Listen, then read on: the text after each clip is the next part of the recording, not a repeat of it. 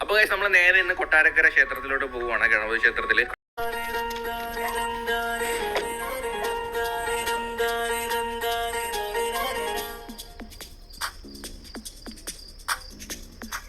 Hey guys, അപ്പൊ നമ്മളിത് അമ്പലത്തിലെത്തി ഉച്ചയ്ക്കുള്ള സാധനങ്ങൾ വാങ്ങാം കേട്ടോ.